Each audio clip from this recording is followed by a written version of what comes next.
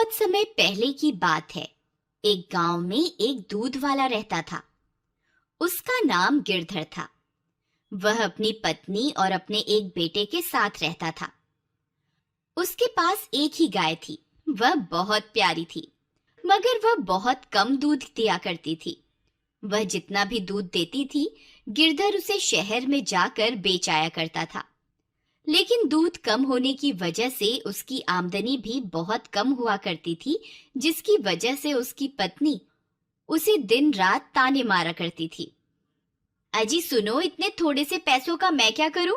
इतने कम पैसों में तो घर चलाना भी मुश्किल हो रहा है। आपने पड़ोस के मोहन की बीवी को देखा? वह कल ही नई साड़ी खरीद के लाई है। उसका पति तो उसे हर हफ्ते मेला दिखाने के लिए लेकर जाता है और नए कपड़े भी दिलवाता है। आप तो ऐसा कुछ नहीं करते। देखो भगवान, मैं जितने पैसे कमाता हूँ सारे तुम्हें लाके दे देता हूँ। अब मैं और पैसे कहाँ से लाऊं? जितने पैसे तुम कमा के लाते हो ना, उसमें से आधे से ज्यादा पैसों का चारा तो तुम्हारी ये गाय ही खा जाती है और बदले में इतना कम दूध देती है। इस गाय से हमें कोई फायदा नहीं है। इसे तो तुम किसी जंगल में ही छोड़ आओ और एक नई गाय खरीद लो। देखो भगवान, मेरे पास नई गाय खरीदने के पैसे नहीं हैं। हम जितना भी कमाते हैं उसमें 2 वक्त की रोटी मिल जाती है। मुझे ज्यादा कुछ नहीं चाहिए। अजी आपको नहीं चाहिए तो ना सही, लेकिन मुझे तो नए कपड़े खरीदने हैं और नए गहने भी लेने हैं। देखो भगवान, मुझे और परेशान मत करो। रात बहुत हो गई है और मुझे सोने जाना है। इतना बोलकर गिरधर वहां से चला जाता है। पत्नी सोचते हुए, कोई तो उपाय होगा जिससे हम ज्यादा मुनाफा कमा सकें। हमारे पास नई गाय खरीदने के पैसे तो हैं नहीं। मुझे इसी गाय से ज्यादा मुनाफा कमाने की तरकीब खोजनी होगी। अगले दिन सुबह होने पर गिरधर रोज की तरह गाय का दूध निकालकर शहर में बेचने चला जाता है। उसकी पत्नी अपने बेटे को आवाज लगाती है, अरे बेटा मुन्नू, कहाँ है? जरा मेरी बात सुन। जी माँ। जरा बाहर जाकर देख, तेरे पिताजी शहर में दूध बेचने के लिए चले गए क्या? मुन्नू बाहर जाकर देखता है। जी माँ, बाहर कोई नहीं है, पिताजी चले गए। यही सही मौका है। उसकी लालची पत्नी गाय के पास जाती है और बोलती है, क्यों रे राम प्यारी, तू दिन रात चारा खाती रहती है लेकिन ज्यादा दूध क्यों नहीं देती? फिर उसकी पत्नी को ध्यान आता है कि उसके पड़ोस में रहने वाले कालिया के पास भी एक ही गाय है, लेकिन उसकी बीवी तो बहुत खुश रहती है। वह कैसे? वह सोच में पड़ जाती है। यही बात पता करने के लिए वह कालिया के घर जाती है। अरे भाई कालिया, जरा बात तो सुनो। अरे बहन सुषमा, कैसी हो तुम? और गिरधर के क्या हाल हैं? अरे हाल चाल तो मत ही पूछो, बहुत बुरे हाल हैं। हमारी गाय तो ज्यादा दूध ही नहीं देती। इतने कम दूध में कोई मुनाफा नहीं हो रहा। तुम्हारे पास भी तो एक ही गाय है, किंतु तुम्हारी गाय तो बहुत सारा दूध देती है। वह कैसे? बहन, एक राज की बात बताऊं, किसी से कहना नहीं। मैं शहर से एक इंजेक्शन लाया हूँ, जिसे अगर गाय को लगा दो तो वह 4 गुना ज्यादा दूध देती है। अरे दैया, ऐसा भी कोई इंजेक्शन होता है क्या? हाँ बहन, मैं तो अपनी गाय को वही इंजेक्शन देता हूँ, तभी तो मेरी गाय ज्यादा दूध देती है। अरे भैया, मुझे भी ऐसा इंजेक्शन दे दो ताकि मैं भी कुछ मुनाफा कमा सकूं। जरूर, क्यों नहीं, ये लो। लेकिन ध्यान रखना, गिरधर को पता ना चले। अगर उसे पता चल गया तो तुम्हारी और मेरी शामत आ जाएगी। हाँ हाँ, किसी को कुछ पता नहीं चलेगा। फिर उसकी पत्नी कालिया से इंजेक्शन लेकर अपने घर वापस आ जाती है और घर पहुंचते ही चुपके से अपनी गाय को इंजेक्शन लगा देती है। फिर अगले दिन रोज की तरह गिरधर अपनी गाय का दूध निकालता है। अरे ये क्या, आज तो पूरी बाल्टी भर गई, फिर भी दूध बंद ही नहीं हो रहा। लगता है भगवान ने मेरी लालची पत्नी की बात सुन ली। शायद अब हमारे अच्छे दिन आ जाएं। अब शहर चलता हूँ और जो भी मुनाफा होगा उससे अपनी बीवी के लिए कुछ नए कपड़े खरीद लूंगा। शाम होने पर गिरधर अपनी बीवी के लिए कुछ नए कपड़े लेता है।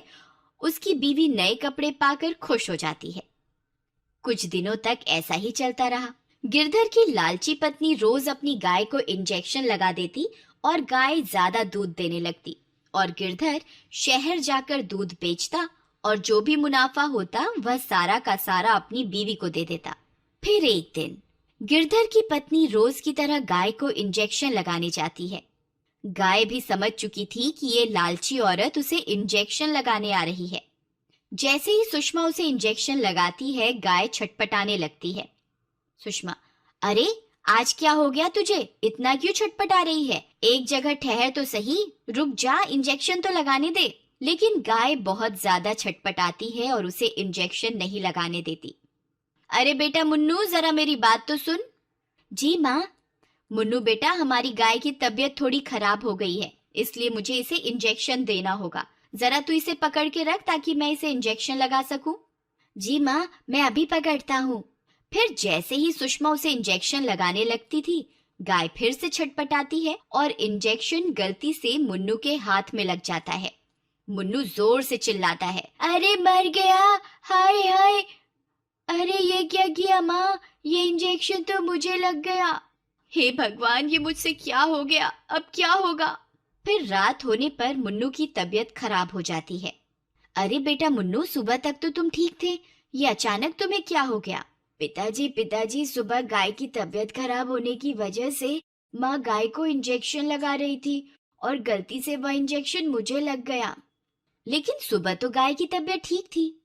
पत्नी डरते हुए, नहीं नहीं, आपके जाने के बाद उसकी तबीयत थोड़ी खराब हो गई थी, तो मैंने पड़ोस के कालिया से एक इंजेक्शन लेकर उसे लगाना चाहा था, तभी गलती से वह इंजेक्शन मुन्नू को लग गया। गिरधर समझ जाता है कि वह इंजेक्शन किस लिए था। गिरधर गुस्से में, मैं जानता हूँ भगवान, तुम कालिया से वह इंजेक्शन क्यों लेकर आई थी। अपनी चोरी पकड़ी जाने पर उसकी पत्नी बहुत शर्मिंदा हो जाती है। मुझे माफ कर दो, ये सब तो मैंने अधिक मुनाफा कमाने के लिए किया था। मुझे क्या पता था कि वह इंजेक्शन एक दिन मेरे बेटे को ही लग जाएगा। गिरधर, भगवान, आज उस इंजेक्शन की वजह से जब तुम्हारे बेटे की तबीयत खराब हुई तभी तुम्हें एहसास हुआ ना। ये सोचो कि जब तुम रोज गाय को इंजेक्शन लगाती होगी तो उस पे क्या बीतती होगी, उसे कितना दर्द महसूस होता होगा। गाय तो बेजुबान है, इसलिए अपना हाल बता भी नहीं सकती, और हम लालची इंसान थोड़ा ज्यादा मुनाफा कमाने के चक्कर में इन बेजुबान जानवरों का फायदा उठाते हैं। अपने पति की बात सुनकर वह बहुत ज्यादा शर्मिंदा हो जाती है और अपने किए हुए की माफी मांगती है।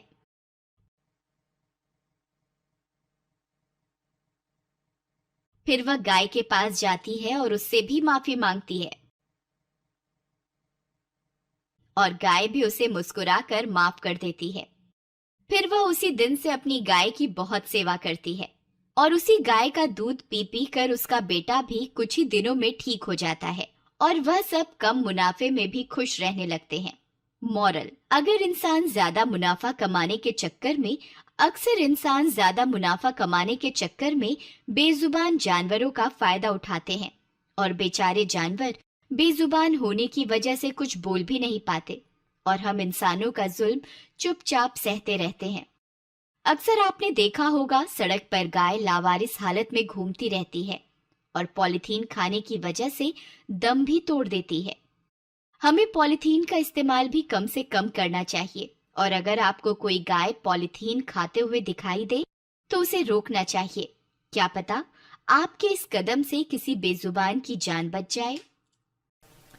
अक्सर चुनौतियों से, संघर्षों से हम डरते हैं, लेकिन संघर्ष ही तो हैं जो हमें और अधिक मजबूत करते हैं और जिंदगी की कठिनाइयों से लड़ने की हिम्मत देते हैं और हमें सक्षम बनाते हैं, कुछ भी कर पाने के और कुछ भी कर गुजरने के। इसलिए जिंदगी में कभी भी कोई चुनौती आई तो उसे घबराइए मत, बल्कि हंसकर उसका सामना कीजिए। ये कहानी कहीं ना कहीं अगर आपके दिल को छुए तो प्लीज लाइक जरूर कीजिएगा